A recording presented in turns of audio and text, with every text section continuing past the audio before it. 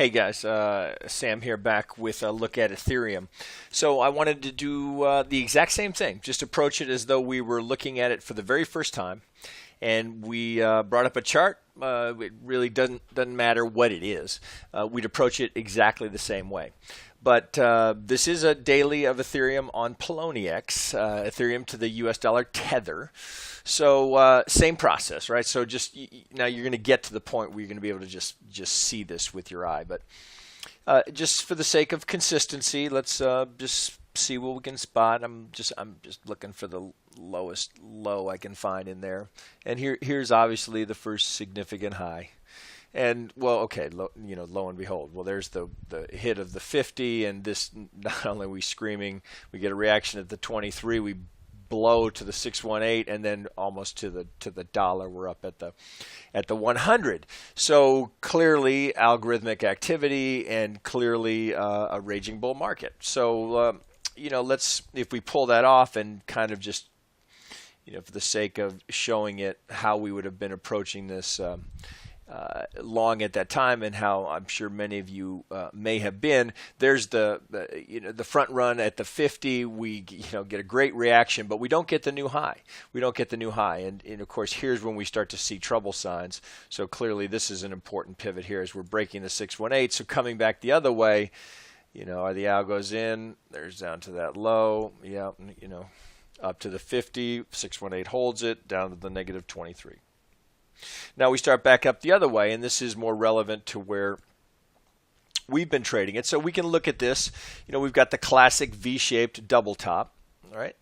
And if we look within this last impulsive swing here, we can see, it's a little more nuanced, but it's definitely there. Clearly, this zone here, around this 260 to 270, right in this zone, this has been important, right? We can see it happened here, previous support becoming resistance, previous resistance becoming support, now we've gone through it, we've wicked through it, the body's still holding. So this, as you'll recall from our prior charts, clearly an important zone. So if we look here, we can see, well, there's definitely a 5-wave structure. We can look 1, 2, 3, 4. There's the 5. So we can put that in now. Of course, we have the benefit of hindsight now, but we can draw some benefit from this. So there's our 2. This now our 3, our 4. There's our 5. All right, so we've got a 5-wave impulsive move. We've got some sort of correction underway now. We had been working under the premise that we had an impulse, and this wave 1 was our invalidation point, and you can see that we've gone through it now. So we had. Let me take this to a smaller time frame. Let me go to see if the 8-hour will do it. Yeah, let's get this over here. So we had been working on the premise that we had this underway, and with good reason. That was a very reasonable assumption for us to make. We may still see this unfold with different characteristic, but we were under the impression, and we were trading on the assumption, that we had an impulse wave, and the invalidation point being the wave 1 high. And you can see we came down here. This was, again, it doesn't happen, without a reason. So we can see we came down here. We got within a few dollars of that wave 1 high. We got the reaction, and now with the volatility we're seeing in crypto, we've broken that. So in terms of just the regular old fib pulls, we can look here and say, well, okay, we were a little sloppy here on this. We got through the 618, but we do know from just rudimentary Elliott theory that it's not uncommon for the wave 2 to go deeper than the 618, to get down to the 786, because we have a battle here for bulls and bears, and bulls are fighting to establish a new trend. Bears are pressing to get new lows. So that's often why you see the depth of the retracement in the wave 2. But there were good signs once we snap back here, and then you can see here, and of course I'm on an 8-hour, but we get this reaction, then we get a higher low, and then we're off to the races. But we look at this and we can say, well, you know, I mean, well, just looking at it now, the fact that we hit the 100% means that this is a significant point, right? So this is algo driven. We know that there's likely to be some reaction to hitting that level, and if we take it to more traditional fib measurement in an Elliott count, we'd want to, at the very least, we want to see wave 3 be beyond wave 1, the distance of wave 1. We see that happen here, and then we also see that it went right up to the 1.618, very common destination for a wave 3 to maintain that relationship with the wave 1. So we have this little confluence here. We've got the double top, a lot of good evidence to support our premise that this was a wave 3 and that we had some sort of wave structure here, but we were not complete. So that was a really reasonable thing. I'm sure there were a lot of Elliott traders that saw that traded under that assumption, and that's that's trading, right? So that was a very valid assumption to make that was a 3. We had an ABC here, and that we were in the process of starting at 1, 2. Okay, what doesn't happen? We get stopped out now. We had been trading this with a stop at the, as I had suggested in a video just a day or two ago, that you might pull back to the 65%, giving that a little bit room, because remember, this could have been a wave 2, and we know from seeing it here that wave 2 can come down and push that deeper retracement while there's a fight for the trend. And so not unreasonable on the assumption that we had a 1, a 2, and we were off for a 3, 4, and a 5 and off to new highs. So that's how we were approaching it, and that's trading. That's, whether the trade makes money or not, what's important is that you approached it with solid methodology that's proven to be profitable over time, with good money management. And that's just the nature of trading. You're going to be right sometimes and wrong many other times. So you can't say that it's a bad trade. It's not. It's a trade that did not make money, but it was still a perfectly valid trade. And it's a trade that you with the discipline of trading, what's important is that you don't shy away from making that same trade over and over and over again, because given time and a given enough opportunity, that trade is going to pay. And as you'll often hear me say, the winners will well compensate you far beyond what you're losing when you're stopped out on that kind of a position. So, the risk reward here, I know we were a minimum of 3 to 1 for new highs. That would have been 5, 6, 7 to 1.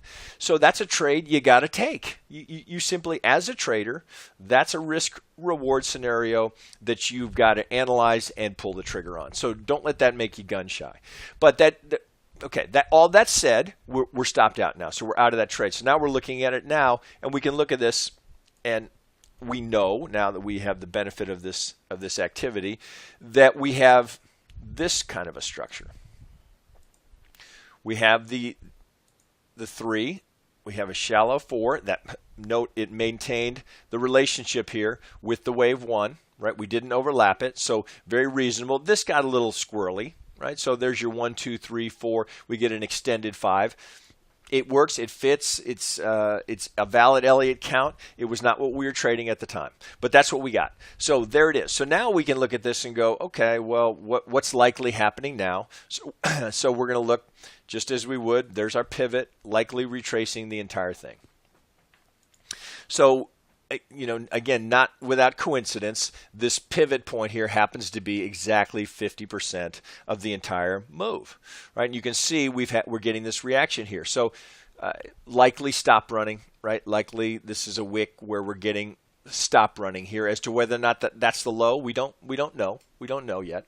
But that's a reasonable spot to be entering the market. So you could stop the video right now and go get yourself a trade there. You'd have excellent risk reward. So, I often find myself making these videos and then seeing a trade set up, and I want to stop, hit the pause button, and go put the trade on, because look at that. Now we're getting this reaction.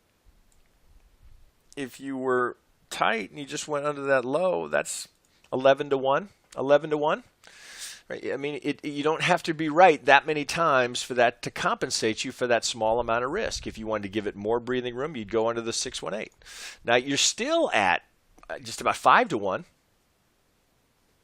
not a bad looking trade. But we don't have great structure here. Let's look at it from the bearish side. Yeah. Let me get this. What are the bears looking at? Okay, so just the other side of it, right? We always know the other side. There's a group of traders that want to see this hit their target at the negative 23, which coincidentally or not, I propose to you not. The negative 23 is overlapping perfectly the 618. So in terms of if you're entering here, okay, that's bull's ball. Bulls have to prove that we can move this away, get a lower high, and then we've got a trade that we can look for based on that movement that we want to see. Let me get that in white just so it's easier to see. So then we get this action, and we'd pull fibs there and look for that to base, move towards new highs with a stop below the low, right? That's the bread and butter. That's the bread and butter of trading right there. Can we establish a new trend? Do we have foundation for a new trend? A move away from a significant fib and structure. Do we move away, come back? This is a test of that low. They can't get it there. Do we move away? Now we've got to trade. So for the conservative, that's how you approach that. For the aggressive, and I consider myself a bit more aggressive, but if I'm entering the market there, I want to be smaller in size because we don't know whether or not that low is in. We don't know. And we have a group of traders that want to see it get down to this level. And if we pull the fib, right, again, you can see them looking here. Okay, now that helps us build some evidence that this is a reasonable spot to be buying because we've had this pull from this swing to this. Now we're on an 8-hour chart. Let's take it to a 4-hour. Right, so here's our pull down to this low. We go through a couple of ticks through the 618, but scream down, and now we have this overlap. We have this overlap confluence of evidence that we've got a reasonable buy zone here. We've hit the 50, we've ticked the 23. I guarantee you there are algos that are taking profit there, that are trading off of this being a 4-hour chart, the relatively smaller time frame to the daily and the 8-hour that we were looking at. So we have a very valid place to enter the market here, knowing that we may well see the market move lower. And again, take note of this, right? So it just so happens, look at this confluence here. So of this smaller pull that we have here from this retracement to the 618, now we're at the 23. Look at the overlap here of the negative 618 overlapping with the larger pull of the negative 23 overlapping with the full retracement to the 618. Right, so these are absolutely important zones. You got to pay attention to those. When you see that kind of confluence happening, and take note, we've also got this pivot here, right, of what ended up being some sort of wave 1, 2, 3, 4, 5 within this third wave. So that's a significant level here, and look how we get that overlap.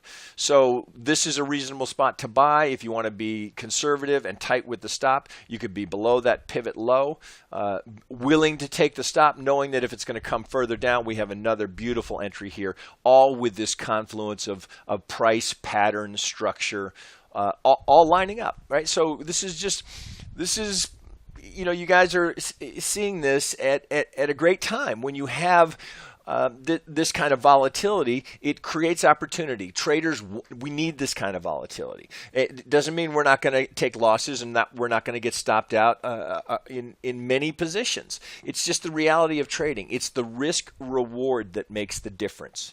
That's what you got to focus there. If you focus on your risk, the reward will take care of itself. And when you get a market that's moving in a method in a manner here that we can be predictive about what our expectations are and just get behind the algos knowing what they're likely to do, that's when, as I've said in prior videos, we can compound the returns because there's opportunity opportunity to add onto those positions. As we get move, retrace, always opportunity there. We've reduced the risk on the first trade, perhaps even taken some partial profit. Now we're able to add on those future retracements with house money. Right? That's the name of the game. That's how you end up making money in trading. It's that when you're right, you got to leverage being right and be consciously aware of the risk in any one trade. How much am I comfortable risking?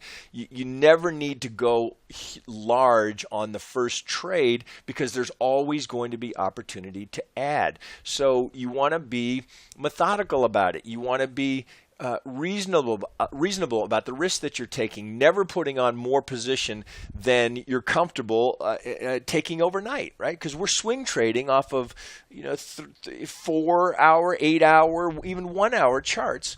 You never want to be in that position where you wake up in the morning and you're anxious and nervous about checking the market. Then you've got too much at risk if that's the case.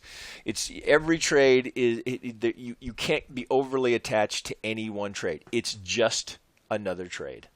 You got to be methodical, business-like about how you approach it. You can't be emotional about it because it will just grind you down. Because the market is the market is cruel in that way, and it will punish you. It will punish mistakes. It will punish overtrading. It will punish being over-leveraged.